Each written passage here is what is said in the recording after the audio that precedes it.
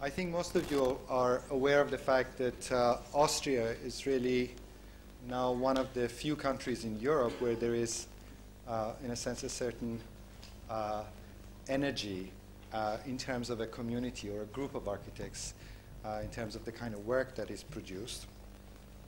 I'm sure every country in Europe has got its own individual architects, but I think Austria is somehow fortunate to have a body of work that's being produced. And I think some of the work that's happening in Vienna at the moment is particularly interesting in that regard. And I would place the work of Adolf Krischanitz as really among the most important of the current body of work that's being produced in that country. Mr. Krischanitz has been in practice since 1979, and it's in that same year he co-founded the Bau magazine, and since then has had a practice which has involved both teaching, writing, and designing. He has taught at a number of schools in Europe, and since 1995 has had the, I think it's 1995 or 1992, he's had the position of permanent professor at the Hochschule der Kunst in Berlin.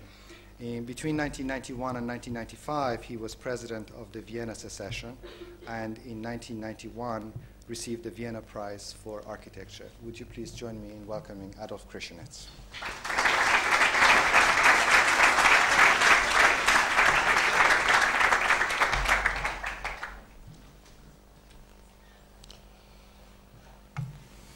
Thank you very much for the inviting.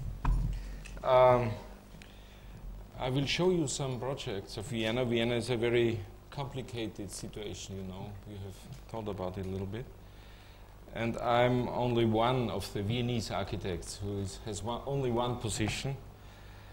But I think I will show you a number of projects, and I think it's better to begin now. Perhaps we can show the first slides. Perhaps you know this. It's Gomera in the Canary Islands, in the Atlantic Ocean. It's a very romantic picture. And I show you two houses, one in Canary Island and one in the east of Austria. And I will read you a text here which is continuing or combine these two projects. Architecture along a lifestyle experiment. Experiments in different lifestyles are highly interesting for architects. My experience was motivated not by an interest in active participation, but rather by my wish to work as observer, consultant, architect in an atypical environment in the closed society of a commune, a lifestyle experiment. Primarily, I want to draw attention to two buildings constructed on different plots owned by the commune La Gomera, El Cabrito on this island, and Zurndorf, Friedrichshof in the east of Austria. At different times, 1988 and 1994, and under different conditions. The first date, the commune was intact in 1980 and dissolved in 1990. The clients for the second project had no dealings at all with the commune. They had merely purchased a plot on the property owned by the former Friedrichshof commune. However, my planning work covered both periods, which makes me a connecting link between these different worlds, chronologically and geographically, as well as sociopolitically, in connection to the project intentions. Perhaps we can show the next pictures. I think it works here. This building you see here, and these two. And I do this banana hall too as an exhibition hall. It's a very, very beautiful landscape, you know. And this building was named, it's an office building at the beach, and it was named Fahrtenbüro. It's a really crazy name for a building. A travel organization office at El Cabrito. In the course of a visit to La Gomera, I was commissioned to design a so-called travel organization office, in addition to a master plan for the entire property, manor residential buildings, depots, etc. etc. The official requirements stipulated the use of already existing foundations. The building should provide working space in the vicinity of the beach, both to house various activities concerning the organization of the commune's travels and to permit the implementation of islands ferry services between San Sebastian, the capital of Gomera, and El Cabrito by means of a lookout tower and radio antennas. You can see the lookout tower over here. The shape of the building and the use of the materials provided a comment on my concept of local traditional architecture, while, however, employing a certain allegorical distance. More subconsciously than deliberately, my involvement with traditional architecture, forms and lifestyle was against call into play 6 years later, but I will show you firstly the El Cabrito thing. Next one. You see the ground floor. The half of the house is 2 half houses with a diagonal, where you have the blocks, which are very typical for Spain, and you have this stone wall, and you have these wooden umbrellas here, you know, which made in between these different sided columns. They come in, they go in, the very open space, and here you have the elevation with the antenna and the observation tower. Next one. Here you see this wooden umbrella, the stone house, the observation platform, and you see the light which is doing the architecture. I'm not so much interested in material. I'm more interested on the things between the materials, you know. Next one. Yes, we come to the second house, which is in the east of Austria, on the Friedrichshof property. After purchasing a plot of the Friedrichshof property, the commissioner, Gerfried and Ingeborg Sperl, commissioned me to construct a residential building for them. Several years before, I had worked at the master plan of the entire complex. You see here the master plan, you see here the house, you see here the existing buildings where the commune is lived before. And I did this very long, small plots, you know. They are perhaps 100 or 150 meters long and 7.5 meter broad, you know. And so you have a very strong grid, you know. And you see, it's very crazy because at last we got one commission to do one house. And here you see the system of these houses. You have one house with a courtyard. You have one house, a small courtyard, a room and a courtyard. You have 1, 2, 3 rooms and 1, 2, 3 courtyards, and so on and so on. And you can do it 150 meters long, you know. And it's a very traditional form of the long farmhouses there. The next one. You see here the open situation, the garden, the room, the atrium, the room, the atrium, the corridor, the entrance here, and here you have the closed situation. And you can build one house next by the other.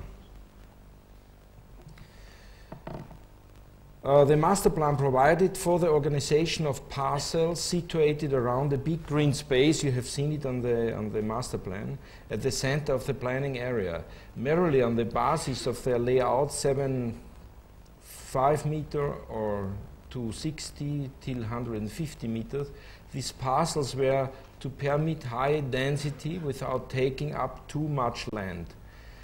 This was made possible by recurring to the typical elongated shape of Burgenland farm, which permits a simple linear structure along the parcel length, while the street facade is formed by a narrow front of the lot. The radical application of an existing architectural type combined with contemporary possibilities generated a sequence of elongated narrow buildings built side by side. This resulted in easily expandable and usable units composed of a systematic series of residential and work storages premises. Thus, within a period of 6 years, buildings were constructed both in contact with and independently of the commune, for different clients, different uses in different places. Perhaps we can look at the next slides. Here you see the real built thing. You see the section here, the two-storied head here, and then it goes lower to the here you have the atrium, the next room, and here you have this open space. From the side you can see the shape of the whole thing, and you see this very flat landscape where the wind is going. You know, these closed atriums are very important there to, in summer it's very hot, in winter it's very cold, you have much wind and so on. And if you want to go out to the landscape, you can go out, you know. You must not have, and you can close the house nearly totally. Next, please. Next, please. You see the ground floor, you come in, you have a small kitchen, you have the atrium, you have the living room, the stairs going up, the atrium, in here you have the sleeping room, you have the long corridor, and then they can continue if they want, you know. At last perhaps the house is about 100 meters or like this. You have the second floor, and here you have the scene on the roof. Next one. It's a very simple thing. It's small face in front, the coming in, the long thing, the landscape. Next.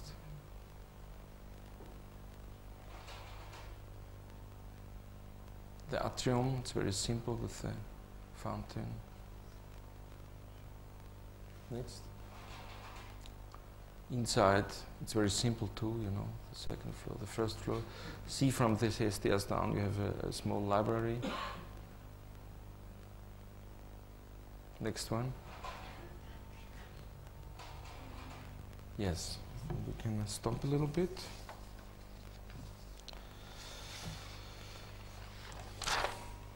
The next projects I will show you are 2 housing projects. This one is with 48 flats and the next one is 21 flats. These 2 competition projects situated in Vienna and Salzburg and are currently under construction. The focus on the problem of living in relatively compact units which exists as solitary isolated blocks in an urbanist ensemble. Moreover, the ample depth of the blocks with the flats partly extending north to south was to be effectively used. You have this very broad block which is orientated from north on the backside to south. This resulted in new layouts which entail both economical and unusual new room sequences. Materials and colors are highly differentiated and contrasting, while bound by the compact exterior of the blocks. They yet dissolve through polarization. You see here the Viennese block, which is very compact, which is very it's orientated to the south, it's open to the south. You have these sun collectors here and this very strong black and white grammar. You hear the section of the thing with the sun collectors and the very deep living units. The next one. Here the facades, very simple, and here you have this very curious flats with this binuclear system. On one hand you have this staircase nucleus, then you have this bathroom nucleus, and you have this living room which is going through the whole thing, very deep, and then you have these other spaces which are connected to the living room, you know. Next one. Here you see the flats once more, this very small thing, very long thing, this binucleus system, the elevator, sleeping room, living room, and this special room for children are like this. And you can change it, of course. You can do another floor here, no, another plan here. And in the upper stories you have this smaller situation, you know, where you have to go back and you get these terraces. Next one.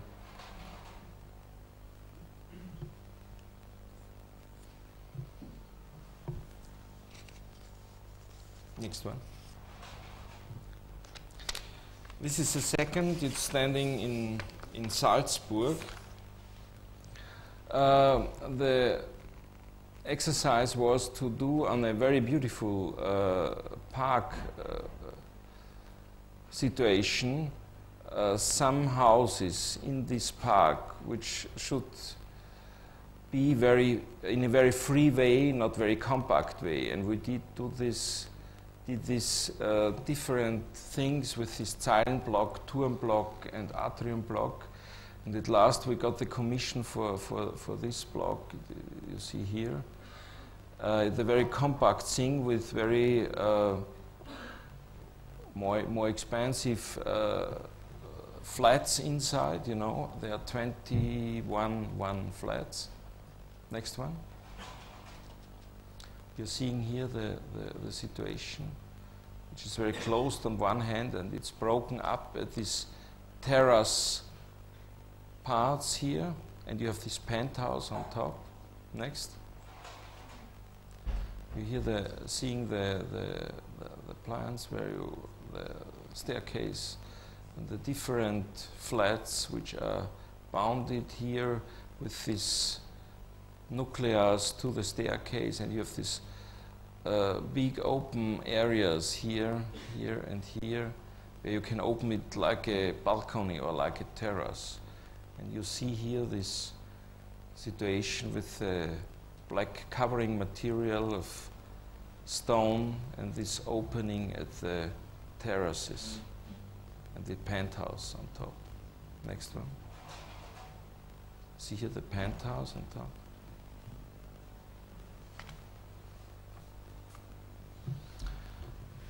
Next one.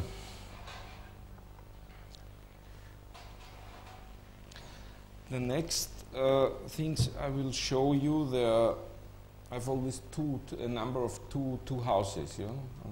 At last I have 5, but mostly 2. And I will show you 2 schools I did in Vienna, 2 school projects. On the one hand, we know that it is important to build schools. On the other hand, there is no money for such projects, especially in Vienna.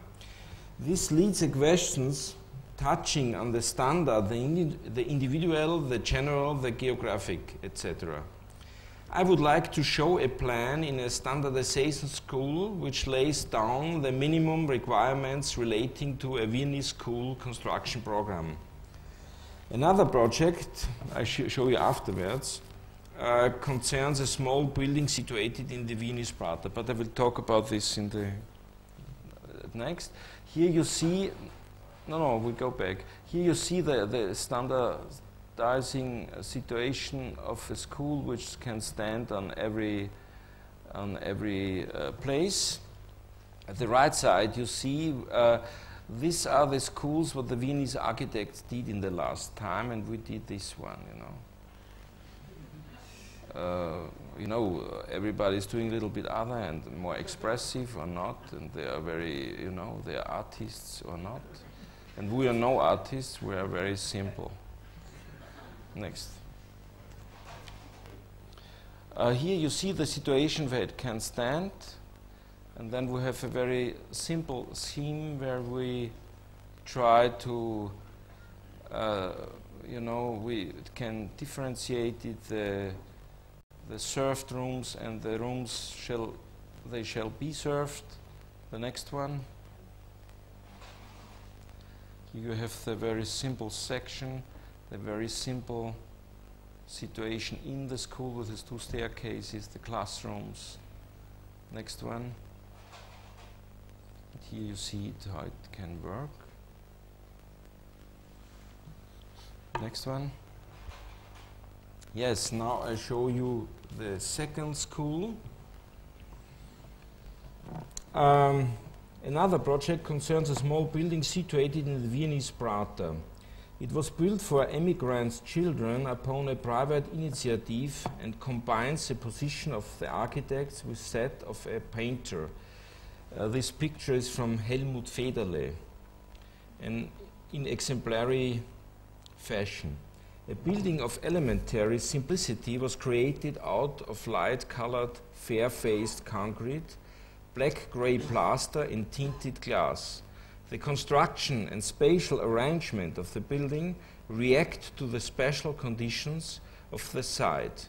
Materials and colors enter into extraordinary dialogue with the surrounding natural environment. The building does not evoke the atmosphere of a Minimundo style scale model theme park. Rather, it creates a radical statement in its particular position amidst the surrounding landscape. You see here the black building. Of course, it was a scandal in Vienna to do a black building for children, but the children liked it. And but it was not my problem, because I had a painter as a co-worker, Helmut Federle, and he's always doing pictures like this, which are very heraldic and very symbolic and so on. And he had this green and this black one. And there is a good story, because one of the sponsors of the house come in and saw these 2 colors, and he said to this yellow color, it looks like monkey vomit. But I didn't understand it, and I laughed and so on, and he was very crazy because he didn't like this color. But this color is very important. I will declare it if we can go on. You have these plans here. You have this very small glass and the bigger glass, small glass, bigger glass. These things which are going together and coming.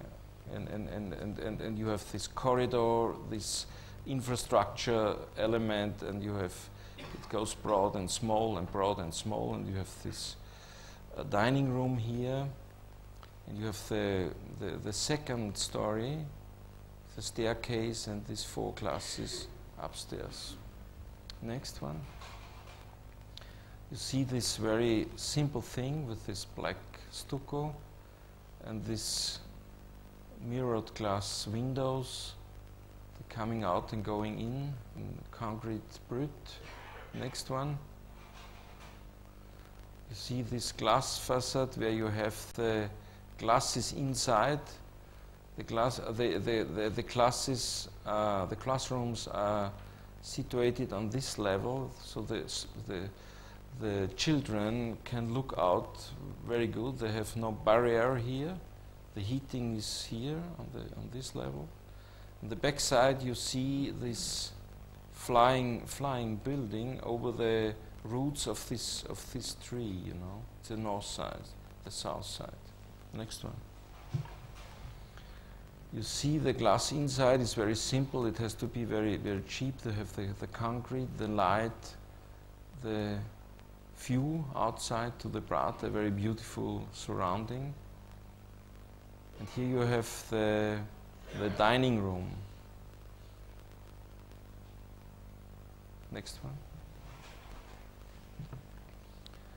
The ritual washing situation here. And here you have this monkey vomit yellow. You know, sometimes it looks more green and sometimes it looks more yellow, you know. It's a color which is changing, how the light is, you know. This is very interesting because you have completely different situations of color and light inside. The next one. Now I will show you two projects which are more town planning projects. I have a text here. It's named Sinful City. Similar to painting, the texture of the city is composed of an accumulation of definitions and omissions. Fusing individual units, houses or blocks into a whole highlights the topic city by creating sequences of construction and destruction. Ever-changing overness as eternally returning sameness is differentiated. Therapy becoming a certain city pace, a rhythm, also in an acoustic sense, without explicitly surrounding its grammar. In the city, the most existential form of art represents itself through itself, and at the same time rests within itself. Similar definitions might be given of nature and or art. In example, the capacity of representing life while simultaneously being life. I had the commission to do a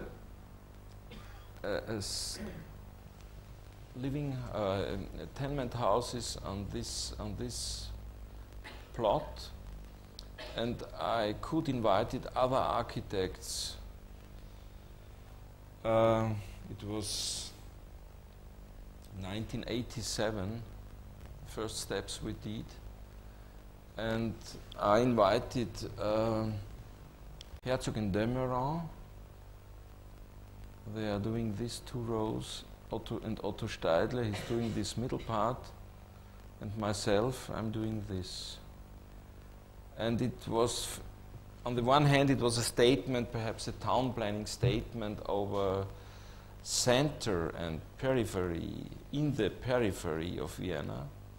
On the other hand, it was perhaps a question of individual and collective, you know, these rows are like a train which is going in the curve, and you see, if you look out of the window, you see the other wagons. It's a question of collective conscious, you know, and you have these individual houses here, which are one family, 1.5 family, 2 family houses. Then, on the other hand, it was a question of color, but not the color as an individual thing, but the color as a town planning, in the town planning scale, you know. And it was very difficult at 1987 to do this settlement because the commissioners said it looked like barracks, firstly, because they didn't see the color. And then I showed them the color and they said, oh, it's wonderful, you have colors. And then when I did the colors really on the houses, they said, oh, these colors are very hard, you know. Perhaps you can do other colors. But, and here worked Helmut Federle again together with Herzog and de Meuron, and Oskar Butz, another artist, is working on my houses and on the houses of Steidle. Here you see this color situation of these different house sequences. Next one. Here you see one house of Herzog and de Meuron with this garden stairs and this very also material colored houses. And the contrast are my houses with Oscarputz, which are very active colored, you know, I would say. And this row was colored red. It's beginning with dark red, coming to yellow and going to dark red. And the differentiating between the houses is done by very, very small nuances of color. Next one. This is a double house, the 1.5 family house. Next one. Yes, the next town planning thing I will show you is a very important place near the Uno city area in Vienna. You have this very important Reichsbrücke that's connecting the two Danubes. Then you have this Uno city. And here they tried to do an expo some years ago. But you know, it didn't work because they asked the people, and the people say, we don't like an expo. So they had the gigantic hole here. And after they did this hole and they had this asking to the people, they asked me, what shall we do with this hole? And I did, at the commission of this expo, I said it's more interesting to have a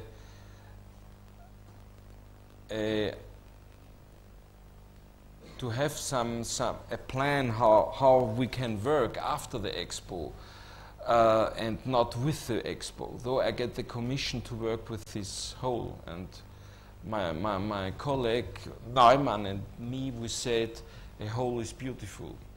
And then we did a concept with these differentiated levels, you know. Firstly, the problem was there was cabbage, and they have to bring this cabbage away, and they did it. And then they had this very crazy topographic situation. On the other hand, it was necessary to find out plots which are possible to sell them to the investors. And they didn't know how to do it, because you can give the whole thing to one investor and say, do it. But they didn't like it because they want to get a town at last. So we found out a grid of 42 to 42 meters. And this grid was the elementary plot which was to sell afterwards. Then we found out how the streets can go through the whole thing, how the traffic can work. We have this traffic which is going through, and we have these things where you have the garage places and so on. Next one. Here you see the infrastructure. It's between the pedestrian area and the parking area. Here you have the pedestrian area. It's 9 meters height over the bottom of the hole I showed you. Next one. Here you have one of the possibilities of the building grid, you know, with a deep relief, a high relief, and here you have the grammar of this thing, you know. You have always 4 plots where you have different possibilities of houses. The idea was not to do a fixed master plan there. The idea was to do a game, you know. And it was, in this way, it was important because normally it's not possible to do a plot where you get the light of your house from the neighbor plot. You have to get the light for your house always from your own plot. And here it's possible with this game, you can get it from the neighbor plot, you know. Then you get more more density, you know. Next one. Here you see the the things, how they can look. But of course, in this case is not a fixed case. We had about 50 or 60 solutions which are possible. And it was very difficult to show the commissioners the things and say to them, they are not fixed, you can do it other, you know. Because they try to find where are the places, where are the streets, where are the houses, and so on. But we did it another way. Here you can see one thing we did now in a fixed way. It's a collector thing. You see here it's going through. The traffic is going here. Here you have the infrastructure. Here you have the pedestrians. And here you have the trees or the lamps and so on, you know. That you have this whole with 9-meter tips, and here you have these different layers over this thing. Next one. The design of these lamps, it's made like a plant like this, like in the Fibonacci row, you know. You have always addition of the number before, then you get the different distances, you know. 1 to 1 is 2, 1 to 2 is 3, 2, 3 is 5, and so on. You have this progressive row of Fibonacci. Next one. Here you see the thing, how it works now, but I think here must do another.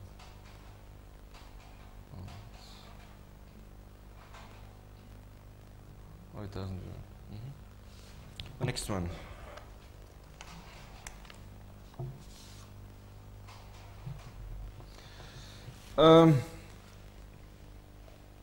The next double shot I will show you are 2 hotels. The first hotel I show you here is 1993, and the next hotel is 1996.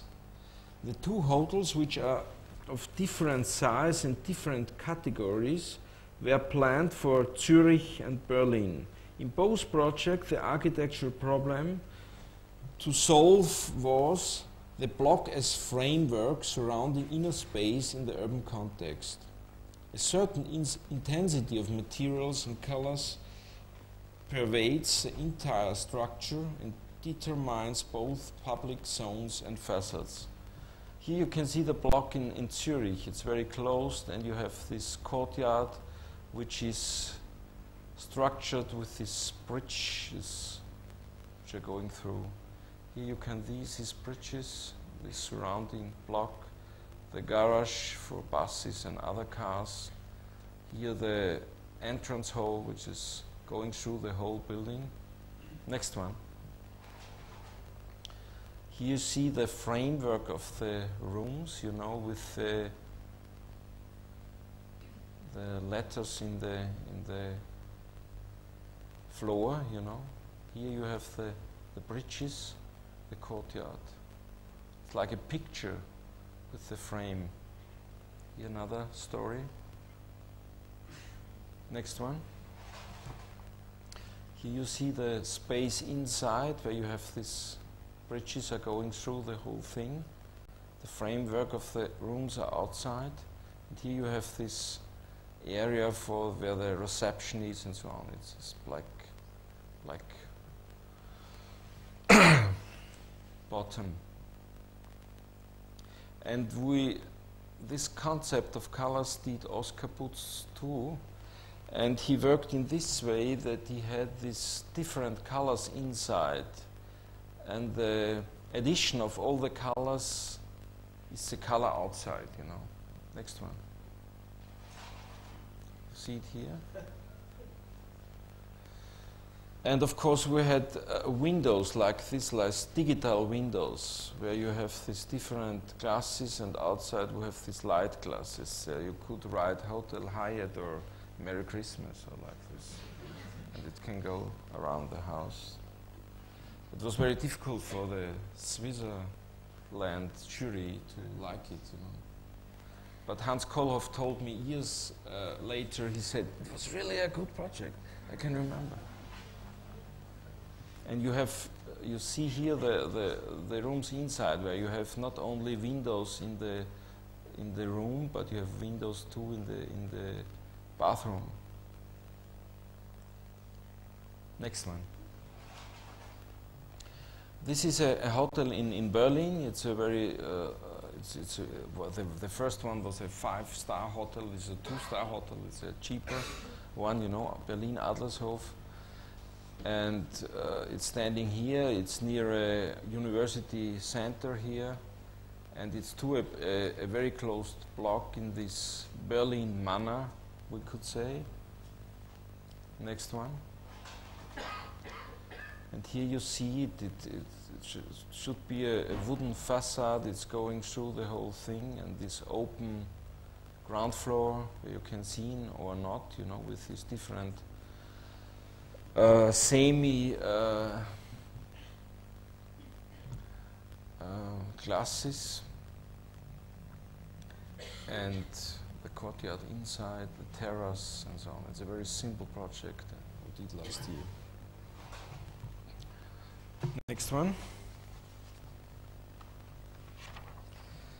The next two projects are 2 halls. They are done 1992 and 1994. In the first case, it's named Kunsthallegrams. It's an exhibition hall. The hall was created as a found residual volume between old and new building. You see here the, I hope it works, yeah. The old building surrounding, and you have this new building here and this courtyard between. You see the old building and the new building here. In the other case, you will see later, it's a sporting hall, Prenzlauer Berg in Berlin, is present as an active physical volume. In the first case, the hall serves while it is serves in the second case. The whole serves the other things, and in the other case it's diametral. Next one. Here you see the ground floor where you have the old building. It's like a L shape going over the courtyard, which is here, and you have this L-shaped new building with this gallery here and this exhibition hall here. You have the section here, the old building, the new building, and the courtyard between. The next one. You see the old building. Outside you only see the contemporary situation on this column where it's standing Kunsthallegrams, and this new one inside, it's an iron-shaped building where you have the new exhibition hall and the lecturing hall here. And next one. And here you have the courtyard between. You see the old part here with these old filled up windows, which were the windows on the back side of the building firstly, but now it's a new exhibition room. You have this glass roof here, and here you have the back side of this courtyard. You have this exhibition hall I've told you about. This is here with the skylights coming in. Here you see a little bit of the gallery. Next one. You see here the gallery, the old part, the new part, between this gallery and the skylights coming in. It's a very simple and very cheap thing too. On the right side you can see some furniture we did for this Kunsthalle. It's a armchair and a table for the lecturing room and the coffee house. Next one. The second hall was the Sporthalle Prenzlauer Berg in Berlin. There you have the other situation, that the volume is standing free and the served buildings are surrounding this large volume. You have this hall where the sport is inside, the artists can can train. And then you have this garderobe part and this center for the children here. It's in a very simple colored manner too. It's a gray, white, and black, without an artist in this case. Next one. Here the back side. You see here the ground floor, how it works.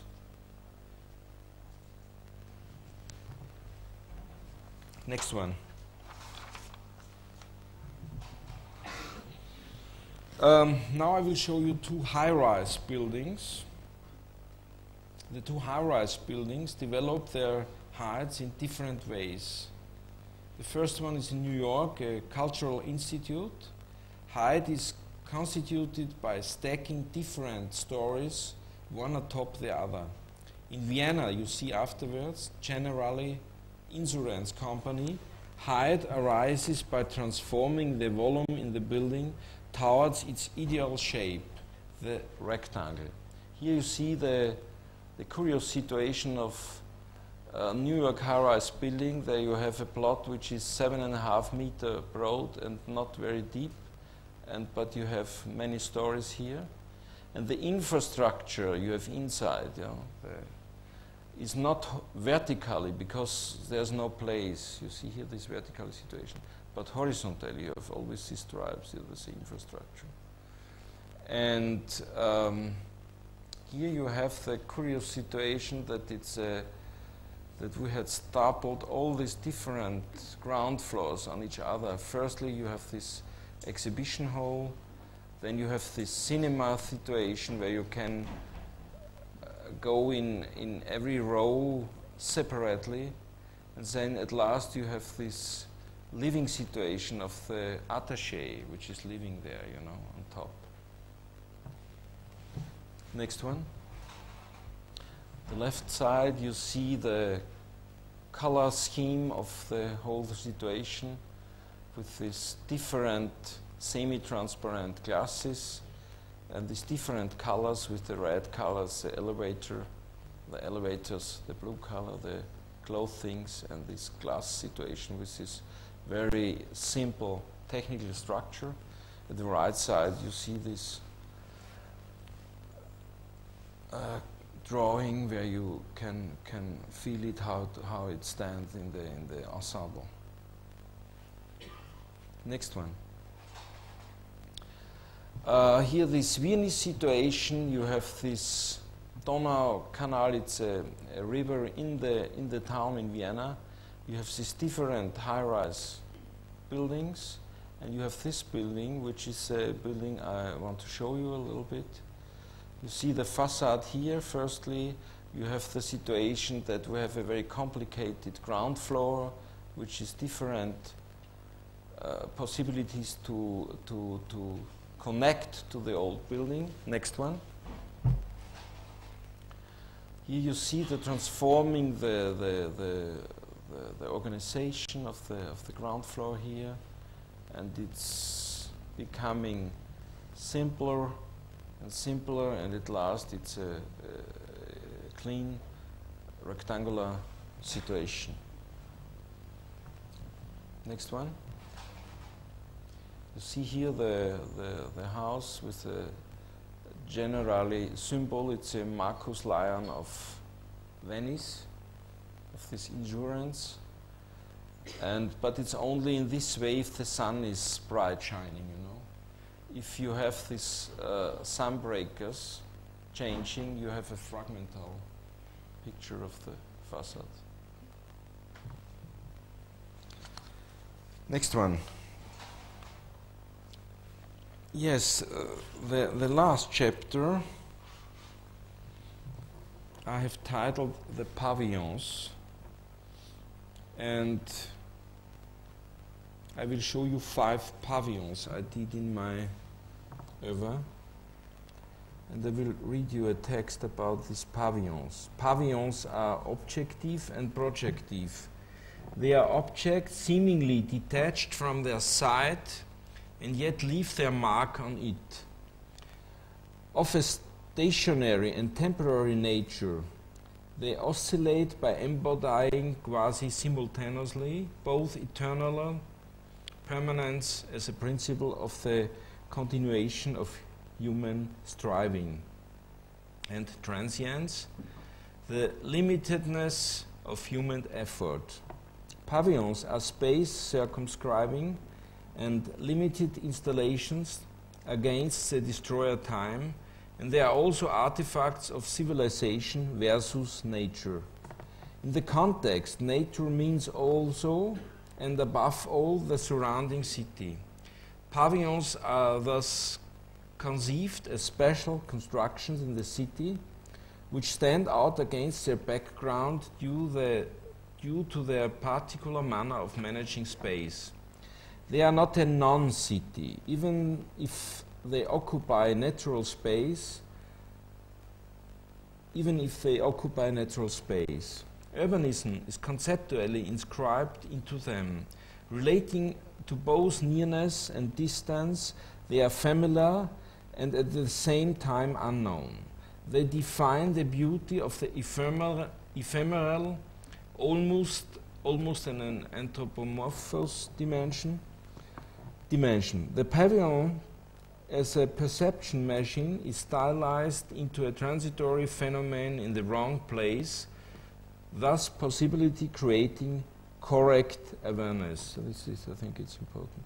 The physics of the building vanishes in favor of meaning. In this way, pavilions point toward a larger monumental context. Beyond their physical presence, they make use of their surroundings by underplaying at the same time, contrasting with or even dominating this environment. Here you can see these 4 pavilions. I will show you in this very schematic way. You have here a pavilion St. Pölten, a pavilion in Vienna, a pavilion in Berlin, a pavilion in Frankfurt, and a pavilion 2 in Vienna. Firstly, I will show you the Tryson pavilions. You can see here the first one. The place exhibits itself, assembly space, and exhibits something else. It's a showcase. The different shapes, cylinder and prismatic slab, are closely linked by the principle of vicinity. You see here the vitrine, and you have here this cylinder, which are very near together. And the vitrine is a classical exhibition situation where the light is coming from north, and you have the things here on the wall, and here you have the cylinder, which exhibitions itself, you know. And the problem was, it was made in 1988, that the people in St. Pölten like to do exhibition over their town, because St. Pölten becomes the capital of Lower Austria. And they didn't know how it is to become a capital. And so they said, of course, we have to do exhibition, but nobody knows what is to exhibit when you are becoming a capital. So they come to me and said, we need a exhibition over a capital. And so, but I hadn't the exhibition because the exhibition wasn't finished. So we do this very, you know, basic thing. We make a circle and we make this thing and put it together. And then it works in this way. The next 2, please. You see, the problem was that it should only work 1 summer long, but it stands now 8 years or 9 years, you know. And we did it in a prefabricated manner. You see here, we went very near to the nature to get some shadow, you know, and so on. And here it's under construction, and here it's finished. Next one. You see this vitrine where the exhibition was. And you see this vicinity situation, you know, of this cylinder and this prismatic slab here. And we had this very crazy material, it's a plastic material, which I liked very much because it's not it's a semi-transparent situation, you know, and it's like a Polaroid photo. It looks, if you have some things which are very near at the glass, you see them, and if they are, you know, far away, you cannot see them. So you have another a crazy view from the surrounding situation. Next one. You see the light is coming through the color, and here you have the looking from inside to outside with the surrounding trees and so on. Next one. Yes, the second pavilion is ephemer pavilion 2, it named Kunsthalle Wien. For exhibition, it was made 1992, and this hall was only for one exhibition, and it was an indoor hall, and it had a tube here where you know the problem was here at the Messepalast where it stand, that you couldn't. The main exhibition hall was here. The entrance hall is on the back side. But the people are coming from here. So we had to bring the people through the hall to the entrance hall and back on the ground floor in the exhibition hall. And at last it was a very big construction here, and we said to the Stadtrat, to the government, perhaps we can take this thing and put it in the outdoor situation. And then we had a second project, it was this, which is was developed from this project. Next one. Here you see the indoor project. You see the columns and the grids and the walls, and you have this Winterreitschule, it's a Rococo palace. And we didn't like at this time to have the connection to this stucco thing to the exhibition goods we have inside. And through the whole thing is going this tube where you can go through, come here down, and go back in this exhibition hall. Next one. Then we put this thing and go outdoor. Then we make this thing as you see it under construction. And here you see the Kunsthalle Vienna here in a very prominent place too. It was one of the scandals in Vienna because, you know, behind of this thing there's the Karl's church, and the people say, we don't see the Karl's church because you have this exhibition hall here. And Friedrich Achleitner, a critic, said at this time, it was very good, he said, every building covers the Charles church if you stand behind it. So it was saved, you know. Next one. You see here the exhibition hall, here's the Karl's church. And you have this tube again, and you have this picture of Ed Rocher here, where he can make an intervention in the city space, you know. And here you have a picture of Oppolz, an Austrian artist. Next one. You see the coffee house on the back side. It's very important in Vienna to have always the coffee houses. The gastronomic situation. Here you have the first exhibition inside. Next one. Yes, to the next pavilion. It's an information pavilion in Berlin, Leipziger Platz. The anthropomorphous dimension of the monitoring observation is inscribed into the building. Height acquires, expands. The idea was to do an exhibition pavilion here on this place, you know. And this place is Leipziger Platz, where the Germans are building. Yes, they are doing Potsdamer Platz and Leipziger Platz, this high-rise building there. And they wanted to have an exhibition place where they could show the thing when it is under construction, you know. And you see here the set form of this building. It's more a bridge than a building. It has this volume. It's standing on these dark volumes at the bottom. Here you have this section where you can see it better. Next one. You have this set form and this bridge building, which is standing on these black volumes. You have this column here where you have the elevator inside and the staircase.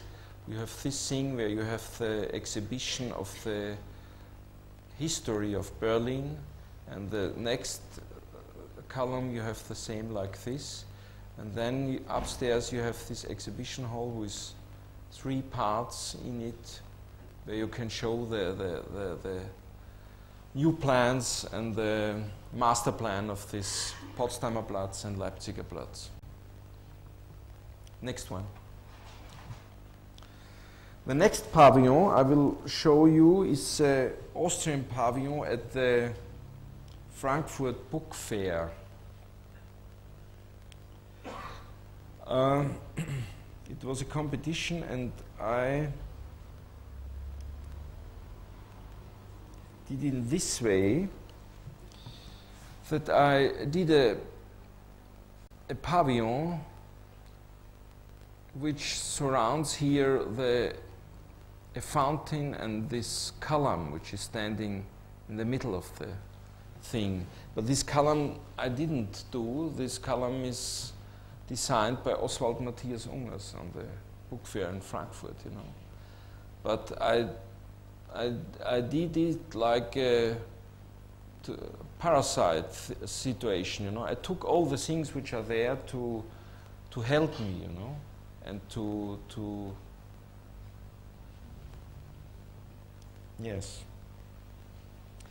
Just as an individual letter, I mean these letters here, just as the individual letter vanishes in the larger context of writing, the physics of the building vanishes in favor of meaning.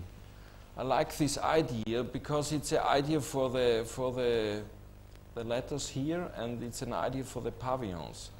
That these letters are monumentally, you know. You have this U, which is very strong, you know. And if you say, okay, I will read it, it's a text of Robert Musil. And if you read it, you read Unregelmäßigkeit. So this U is not so important more. This monumentally of this letter is going away, and it's coming another sense, you know, if you read it. And I think it's the same by the pavilions. Here you have this elevation, this column, the section. Next one. And here you have this situation of the glasses. The inside you have the text, and outside you have the text. Inside there were many texts of Austrian authors, and outside was this text of Robert Musil of, you can see here. And it has to be a very simple building because this text was very important. Next one. You have the ground floor. Here was an exhibition over these Austrian authors. You have this fountain situation inside. You have, of course, a coffee house here. Again, it was a coffee house, Sacher, a very famous coffee house in Vienna. And the owner of the Sacher, she said, oh, we like more curtains and red color and so. And I said to her, we are doing the hardest Sacher we have ever seen, and we did it in this way with kitchen and television station and so on. You have the inside situation with this obelisk from Oswald Matthias Hummers, the surrounding situation in Frankfurt, and this fountain. Next one. You have this text is coming by light in the house on the bottom. Next one. You can here see the building. Here you have the coffee house, Sacher.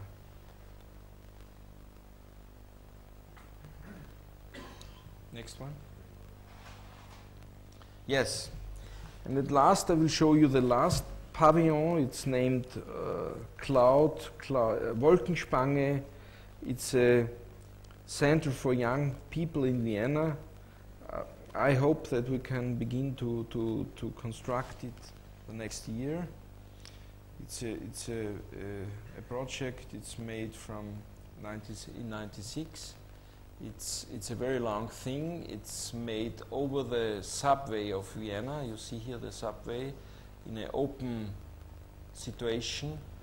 And upstairs in the first floor we have this pavilion. It's flying over this subway, and it's on the Gürtel, a very famous street in Vienna. Next one. And you see here the situation, the flying pavilion over the subway. Here the old subway station is a very early pavilion of Otto Wagner. It's really crazy because this pavilion, it's, you know, a pavilion is the thing like a papillon, like a tent or like this, very light. And if you look at this pavilion of Wagner, you see these columns like a tent, you know, very light. And he named his buildings two pavilion. And here we have another thing of pavilion. The other side here. Next one.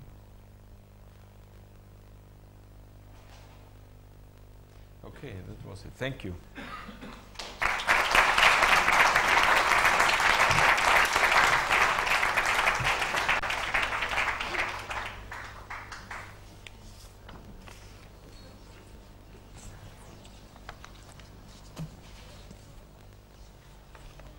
Was too short? No, it's okay.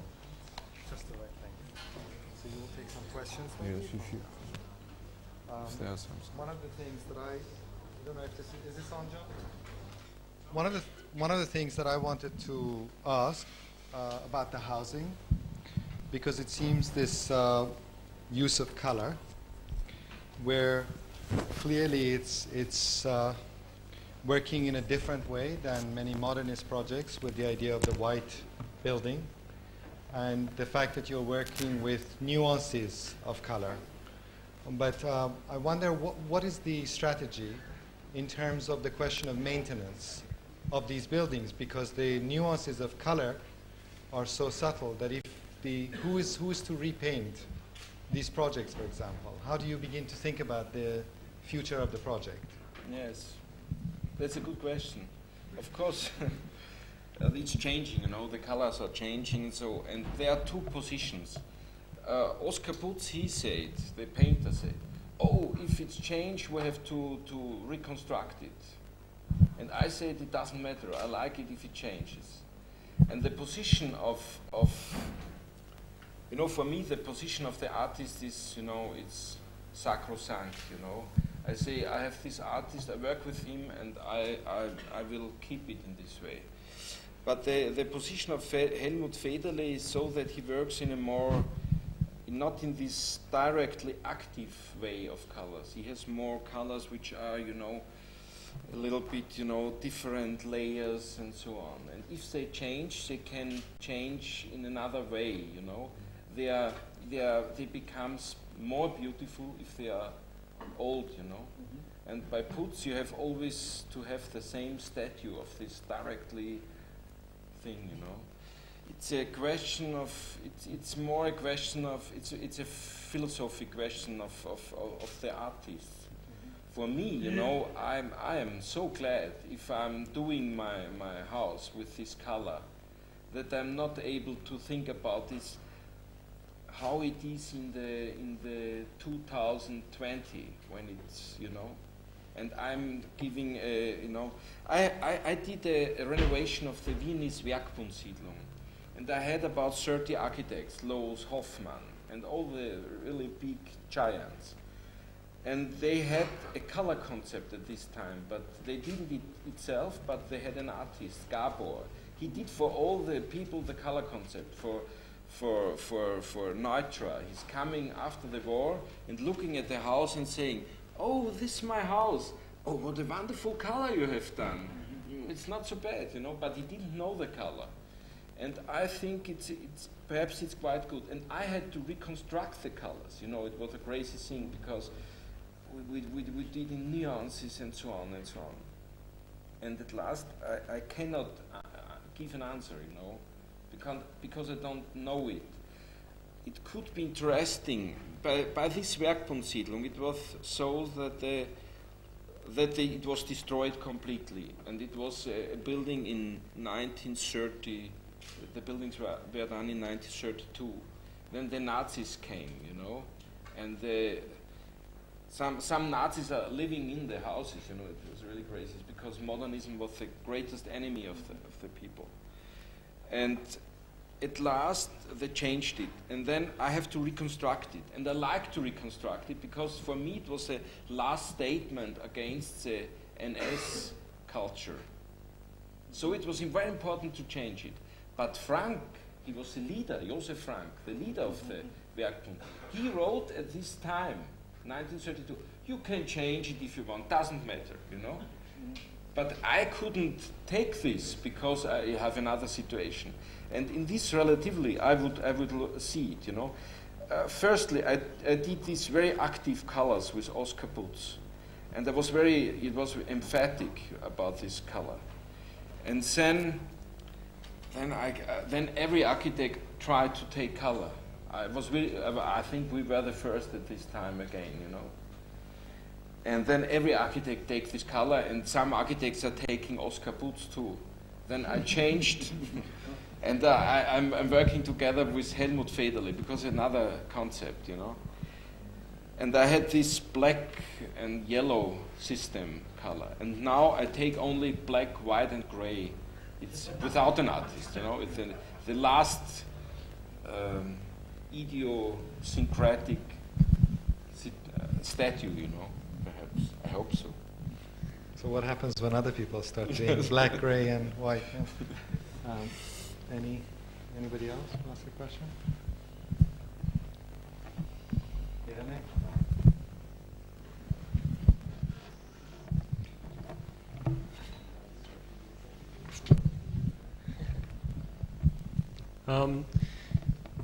I mean, being unfamiliar with your work, at the beginning, my first reaction was to think, oh, well, we are going to see the work of a minimalist architect.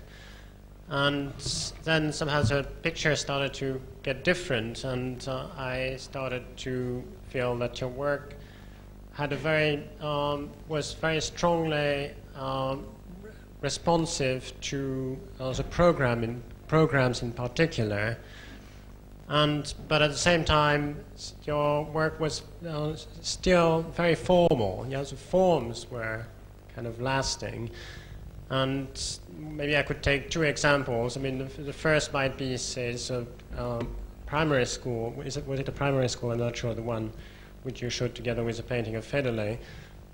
Where this seems almost like a provocation in the context of the program, and yet the next, or was it the next project which you showed, which was a housing scheme with a kind of game, puzzle-like arrangements in the hall in Vienna, where here the form seemed very much determined by an idea of increasing the density and taking the light from the neighboring side and so on. So my question is about how do you see the formal aspect in your work relating with some more programmatic aspect of your work? Yeah, it's a good question. For me, the stylistic aspect or the formal aspect is, on the one hand, important, but not important that I'm always doing the same formal scheme or the same stylistic theme. I think that the form is a part of the program. And if I have this house with these letters surrounding in Frankfurt, I'm doing only to save this idea, you know. And I have no color, and I have no construction, I have no high tech, you know. I don't like high tech because it would be too much for this house. I have only these letters. And then the next thing, I like to work in a very,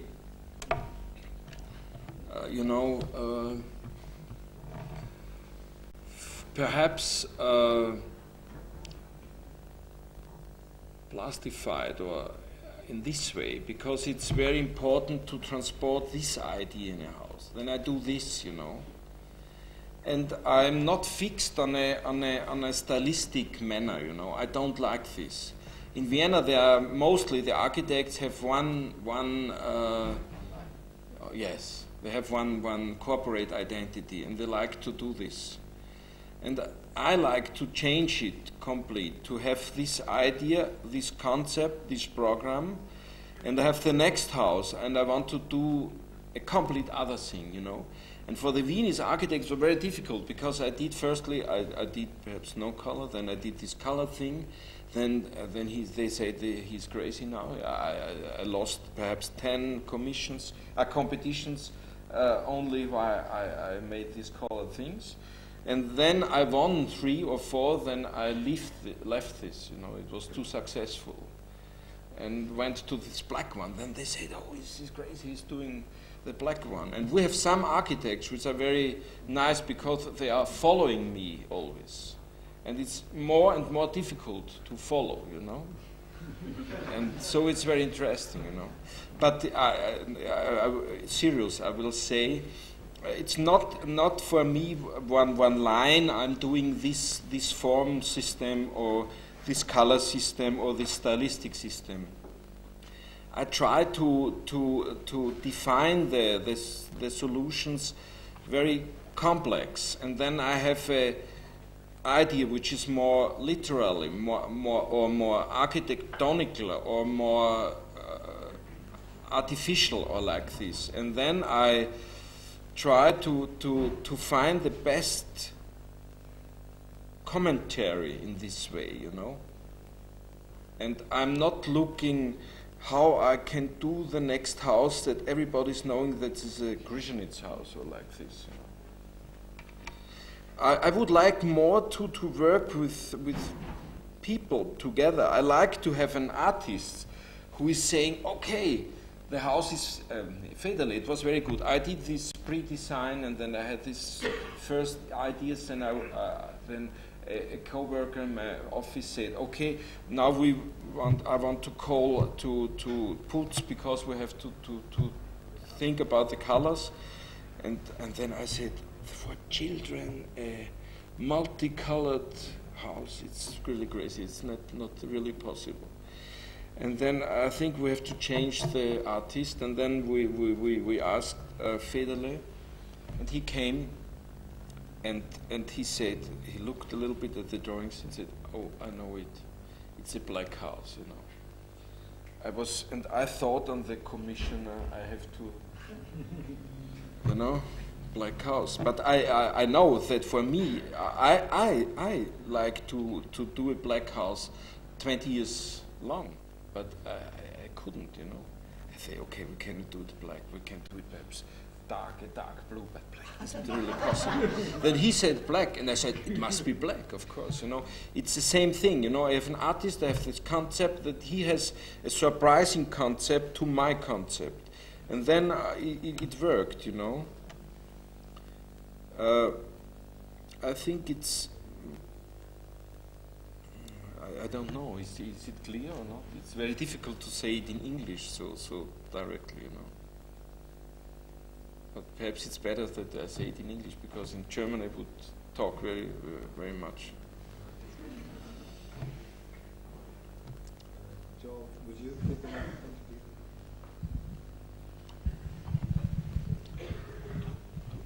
I'd just like to go on a little bit from the last question. Is the fact that most of your projects have a fairly strict rectangular basis, both in their planning and in the organisation of their volumes, is that an important basis in your work for the exploration of different kinds of physical or non-physical emanation in each of your projects? I'm not sure that's clear, but... Yes, I think, yeah. Yes, it's a good question too, because I don't know really. I always hope that I'm doing a house which is not rectangular. But if it's possible that it is rectangular, then it is rectangular, because it's easier. But if I find a reason that it must not be rectangular, I would like to do it not rectangular, you know. It's more this idiosyncratic situation. I have the same as the colors. I take the color every day, 2 years, 3 years, 4 years. Then I stop it and do another thing, you know. And this rectangular thing is too, I do the rectangular not as in a stylistic reason, you know. I'm not interested in this puristic, stylistic, early modernism thing. I'm not interested. I'm more interested on the question of volume, closed and open. If you look at this Pilotengasse settlement, you know, there all these rectangular things have these edges which are like the back of a elephant, or like this, you know, with this curved thing, you know. And I'm not sure. Some people say, oh yeah, it's like caravans or like this, you know. But it wasn't the reason. The reason was that I have these rectangular things, and I think if I disturb it, it looks more, you know, it has more presence. If you disturb the rectangular, you have more rectangular presence. I thought at this time that it works in this way. Then after this thing, of course you cannot always disturb the rectangular, but and the house in Burgenland, I showed you the second house, which is very long, and these long houses. Of course, it's rectangular, but it's not important. It's more important that it's very narrow and it's very long, you know, and the form doesn't matter. The idea of this master plan was to have so small plots that at least everybody can do what he wants, you know. If somebody is doing a roof like this, it doesn't matter too, because it's so small, it's so rhythm, you know, the zones, you know. So I hope to work, but of course I'm not free of this, you know, illness when I'm, you know, I think sometimes I think I like the rectangle, of course, but you know, I hope that it comes a day where I work. You know, other architects are working though in an organic way, but this is for me too complicated, because, you know, one good example is that we have this lamp at the street with this Fibonacci thing, you know.